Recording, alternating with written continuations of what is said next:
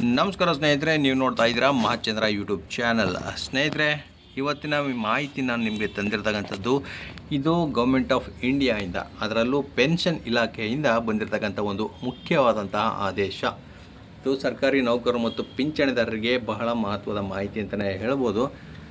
ಏನಪ್ಪ ಮಾಹಿತಿ ಪೆನ್ಷನ್ ಇಲಾಖೆಯಿಂದ ಬಂದಿರತಕ್ಕಂಥದ್ದು ಅಂತಂದರೆ, ಸ್ನೇಹಿತರೆ, ನಾನು ಲಾಸ್ಟ್ ಒಂದು ವಿಡಿಯೋವನ್ನು ಮಾಡಿದೆ. ಯೂನಿಫೈಡ್ ಪೆನ್ಷನ್ ಸ್ಕೀಮ್, ಇದಕ್ಕೆ ಸೇರಪ್ ಬಯಸುವಂಥ ನೌಕರರಿಗೆ ಒಂದು ಕೊನೆ ದಿನಾಂಕವನ್ನು ನೀಡಲಾಗಿತ್ತು. ಅದು ಸೆಪ್ಟೆಂಬರ್ 30.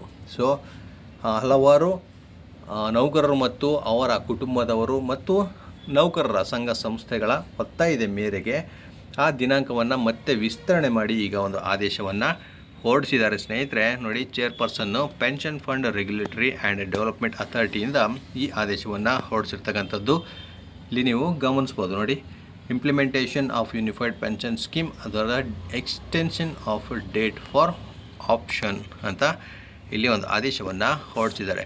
ಇದ್ರ ಬಗ್ಗೆ ಒಂದು ಮಾಹಿತಿಯನ್ನು ನಾನು ಈ ವಿಡಿಯೋನಲ್ಲಿ ನಿಮಗೆ ಹಂಚ್ಕೋತಾ ಇದ್ದೀನಿ. ಯಾವ ಕಾರಣಕ್ಕೆ ಈ ಡೇಟನ್ನು ಎಕ್ಸ್ಟೆಂಡ್ ಮಾಡಿದ್ದಾರೆ ಮತ್ತು ಏನೇನು ಮಾಹಿತಿ ಇದೆ, ಸೊ ಕಂಪ್ಲೀಟ್ ಡೀಟೇಲ್ಸ್ ನಾನು ಈ ವಿಡಿಯೋನಲ್ಲಿ ನಿಮಗೆ ತಿಳಿಸ್ಕೊಡ್ತಾ ಇದ್ದೀನಿ. ವಿಡಿಯೋನ ಸ್ಕಿಪ್ ಮಾಡದೆ ಪೂರ್ತಿಯಾಗಿ ನೋಡಿ. ಹಾಗೆ ನಮ್ಮ ಚಾನಲ್ನ ಇನ್ನೂ ಯಾರ್ಯಾರು ಸಬ್ಸ್ಕ್ರೈಬ್ ಮಾಡ್ಕೊಂಡಿಲ್ಲ ಅವರು ಈ ಕೂಡಲೇ ಸಬ್ಸ್ಕ್ರೈಬ್ ಮಾಡ್ಕೊಳ್ಳಿ. ಸ್ನೇಹಿತರೆ,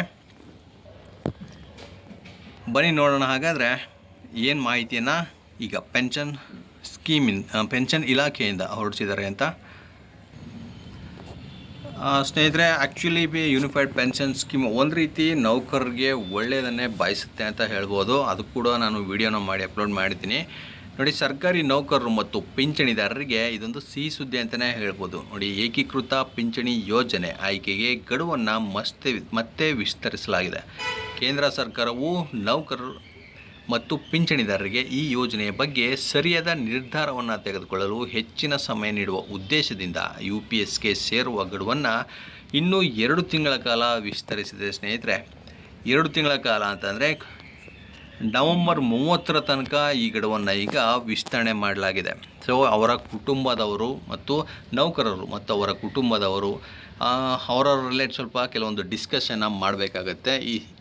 ಈ ಯೋಜನೆಗೆ ಸೇರ್ಪಡೆ ಆಗಬೇಕಾ ಬೇಡವಾ ಅಂತ, ಯಾರ್ಯಾರಿಗೆಲ್ಲ ಅನುಕೂಲ ಸಿಗುತ್ತೆ ಸಿಗಲ್ಲ, ಸೊ ಇದೆಲ್ಲ ಡಿಸ್ಕಸ್ ಮಾಡಬೇಕಾಗತ್ತೆ. ಅದ್ರ ಜೊತೆಗೆ ಸ್ವಲ್ಪ ನೌಕರ ಸಂಘಗಳಾಗಿರ್ಬೋದು, ಪಿಂಚಣಿದಾರರ ಸಂಘಗಳಾಗಿರ್ಬೋದು, ಇವರು ಕೂಡ ಇದ್ರ ಬಗ್ಗೆ ಸ್ವಲ್ಪ ಡಿಸ್ಕಷನ್ನ ಮಾಡಬೇಕು. ಅದಕ್ಕೋಸ್ಕರ ಕಾಲಾವಕಾಶವನ್ನು ನೀಡಿ ಈಗ 2 ತಿಂಗಳ ಕಾಲ ಅವಕಾಶವನ್ನು ನೀಡಲಾಗಿದೆ. ಈ ಗಡುವು ವಿಸ್ತರಣೆಯ ನಿರ್ಣಯವು ಎಲ್ಲ ಪ್ರಸ್ತುತ ಕೇಂದ್ರ ಸರ್ಕಾರಿ ಉದ್ಯೋಗಿಗಳು, ನಿವೃತ್ತರು ಮತ್ತು ಮೃತ ನಿವೃತ್ತ ನೌಕರರ ಕಾನೂನುಬದ್ಧ ಪತ್ನಿ ಅಥವಾ ಪತಿಗಳಂತಹ ಸಂಗಾತಿಗಳಿಗೂ ಅನ್ವಯಿಸುತ್ತೆ. ಈ ನಿರ್ಣಯವನ್ನು ತೆಗೆದುಕೊಳ್ಳಲು ಹಿಂದಿನ ಪ್ರಮುಖ ಕಾರಣವೆಂದರೆ UPS ಯೋಜನೆಯಲ್ಲಿ ಮಾಡಲಾಗಿರುವ ಹಲವಾರು ಪ್ರಮುಖ ಬದಲಾವಣೆಗಳನ್ನು ಪರಿಗಣಿಸಲು ಸದಸ್ಯರು ಮತ್ತು ಸಂಘಟನೆಗಳು ಹೆಚ್ಚಿನ ಸಮಯವನ್ನು ಕೋರಿದ್ರು.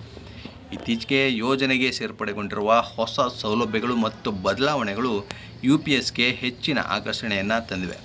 ಈ ಬದಲಾವಣೆಗಳಲ್ಲಿ ಸದಸ್ಯರು ತಮ್ಮ ಪಿಂಚಣಿ ನಿಧಿಯನ್ನು ವಿವಿಧ ಯೋಜನೆಗಳ ನಡುವೆ ಬದಲಾಯಿಸಿಕೊಳ್ಳುವ ಸ್ವಿಚ್ ಆಯ್ಕೆ, ರಾಜೀನಾಮೆ ಅಥವಾ ಕಡ್ಡಾಯ ನಿವೃತ್ತಿಯ ಸಂದರ್ಭದಲ್ಲಿ ಹೆಚ್ಚುವರಿ ಪ್ರಯೋಜನಗಳು ಮತ್ತು ತೆರಿಗೆ ವಿನಾಯಿತಿ ಸೌಲಭ್ಯಗಳು ಸೇರಿವೆ.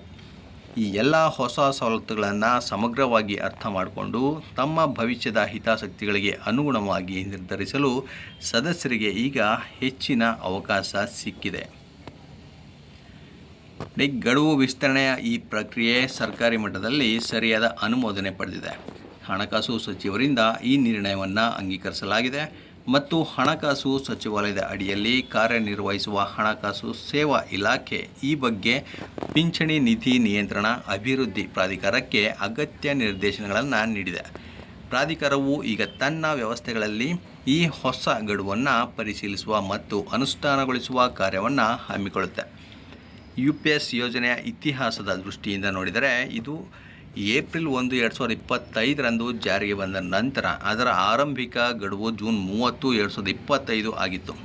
ಮೊದಲ ಬಾರಿಗೆ ಗಡುವನ್ನು ಸೆಪ್ಟೆಂಬರ್ 30, 2025ರವರೆಗೆ ವಿಸ್ತರಿಸಲಾಗಿತ್ತು ಮತ್ತು ಈಗ 2ನೇ ಬಾರಿಗೆ ನೋಡಿ ನವೆಂಬರ್ 30, 2025ರವರೆಗೆ ವಿಸ್ತರಣೆಯನ್ನು ಮಾಡಲಾಗಿದೆ.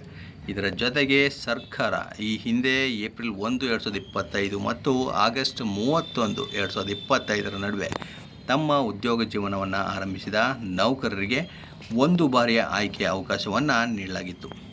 ಈ ಆಯ್ಕೆಯ ಮೂಲಕ ಹೊಸ ನೌಕರರು ರಾಷ್ಟ್ರೀಯ ಪಿಂಚಣಿ ವ್ಯವಸ್ಥೆ ಬದಲಿಗೆ UPSಗೆ ಸೇರಲು ಅವಕಾಶವನ್ನು ಕಲ್ಪಿಸಲಾಗಿತ್ತು.